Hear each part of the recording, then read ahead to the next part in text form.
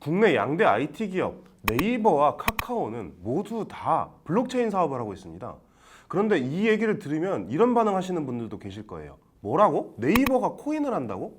카카오의 클레이트는 이미 너무 유명하죠. 메타콩즈 같은 진짜 잘 나가는 이 NFT 프로젝트들도 클레이튼을 메인넷으로 쓰고 있는 경우가 많습니다. 뭐 여담이지만 메타콩즈는 메인넷을 클레이튼에서 이더리움으로 이전한다고 하더라고요. 그런데 네이버도 링크라는 이런 코인 사업을 지금 하고 있습니다. 클레이튼은 알아도 링크는 모르는 사람들이 굉장히 많거든요. 이런 인식 차이를 그대로 보여주는 것이 바로 두 코인의 시가총액 차이입니다. 5월 31일 코인마켓캡 기준으로 네이버 링크 코인의 시가총액은 4,122억 5천만 원, 그리고 클레이튼의 시가총액은 1조 5,691억 9천만 원입니다. 지금 약 4배 정도 차이가 나는 거죠. 같은 날 기준으로 네이버와 카카오의 기업 가치, 이 회사의 시가총액은 오히려 네이버가 카카오보다 한 25% 정도 더 높은데 말이에요. 링크는 왜 카카오 클레이튼과 비교해서 이런 눈에 띄는 가치 상승을 이뤄내지 못했을까요? 과연 이 네이버는 링크로 뭘 하려는 걸까요? 그리고 링크 코인은 정말로 떡상할 수 있을까요? 먼저 링크가 클레이튼보다 눈에 띄는 가치 상승을 이뤄내지 못한 이유는 되게 생각해보면 되게 간단할 수도 있습니다. 상장이 안 돼도 너무 안 됐거든요. 클레이튼 같은 경우는 이 법적으로 상장이 조금 어려운 업비트를 제외하고 국내 대형 코인 거래소 모두에 상장돼 있죠. 하지만 링크 코인은 2021년 중순에 겨우 빗썸에 상장을 했을 뿐입니다. 그리고 세계에서 가장 큰 코인 거래소 이 바이낸스에도 클레이튼은 상장돼 있지만 링크는 상장이 안 돼 있죠. 두 번째로 네이버가 이 링크의 DApp 확장에 관심이 없어도 너무 없다는 겁니다.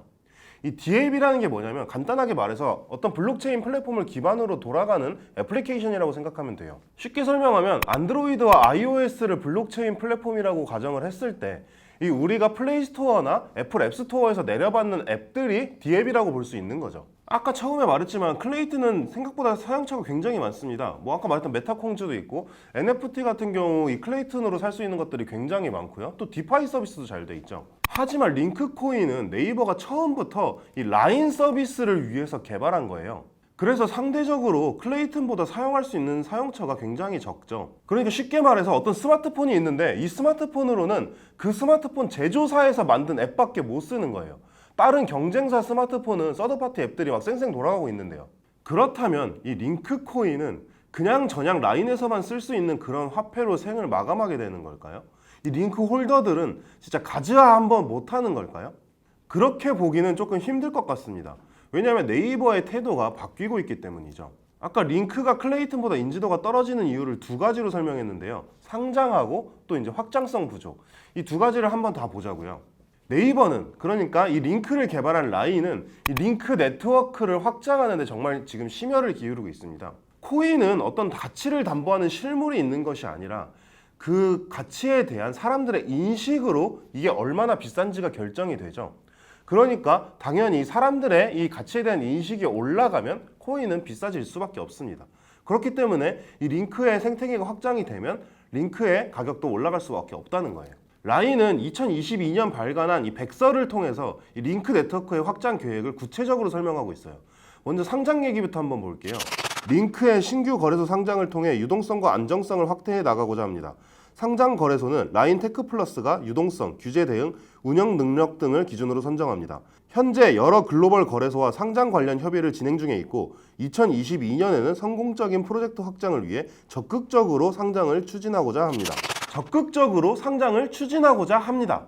그리고 여기 나와 있는 여러 기준들을 보면 당연히 정말 유명한 글로벌 코인 거래소, 뭐 예를 들어 바이낸스 같은데 이런 데 상장될 가능성이 높겠죠. 바이낸스 상장되면 뭐 떡상은 정해진 거나 마찬가지라고 볼 수 있지 않을까요?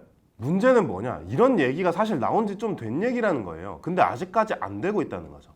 그래도 이번에는 뭐 2022년에 적극적으로 상장을 추진하고자 합니다. 이런 얘기까지 했으니까 조금 믿어봐도 되지 않을까요? 두 번째는 생태계 확장입니다. 라인은 2022년 3월 16일부터 이 링크를 실제로 라인에서 쓸 수 있는 시범 서비스를 개시를 했어요. 이 시범 서비스는 일본 전국 6,000개 이상의 가맹점을 대상으로 진행이 되는데 이 12월 26일까지 쓸 수 있다고 합니다. NFT와 관련된 계획도 있습니다. 무려 글로벌 넘버 1 NFT 거래소를 만들겠다. 이런 얘기를 하고 있어요. 라인은 글로벌 180개 나라 그리고 8개 언어를 지원하는 NFT 거래 플랫폼을 2022년 상반기까지 만들겠다고 했습니다. 블록체인 업계에서는 링크가 이 생태계 확장에 시동을 거는 것은 늦었지만 속도는 굉장히 빠를 것으로 예측하고 있습니다. 왜냐하면 라인 때문이죠. 김현기 하이투자증권 연구원의 말을 한번 들어볼게요. 클레이튼과 전략적으로 다른 점은 라인 블록체인이 라인이라는 킬러 앱 사용자 경험 확대를 위한 수단으로 활용된다는 점이다. 라인 블록체인은 클레이튼보다 생태계 확장이 늦은 감이 있지만 블록체인 기술을 라인이라는 앱과 연계해 서비스를 제공한다는 점에서 비전문가인 일반인 입장에서 진입장벽을 낮춰줄 것으로 예상한다. 그런데 이제 노파심에서 하는 말이지만 어쨌든 코인 투자는 조심하고 또 조심해야 됩니다. 제가 노파심에서 마지막으로 이 라인 백서에 있는 말을 한번 인용하면서 끝내볼게요. 링크의 가격은 라인 블록체인의 방향성 및 의도와 무관하게 시장 상황이나 단기 수급에 따라 변동할 수 있으며 모든 가치를 잃을 수도 있습니다. 과연 네이버의 링크 그리고 이 링크 코인을 들고 있는 수많은 홀더들은 언제쯤 기쁨의 환호성을 지를 수 있게 될까요? 그리고 네이버는 이 링크를 통해서 앞으로 찾아올 블록체인 세상에서 블록체인 세상을 지배하는 플랫폼 지배자로 거듭날 수 있게 될까요?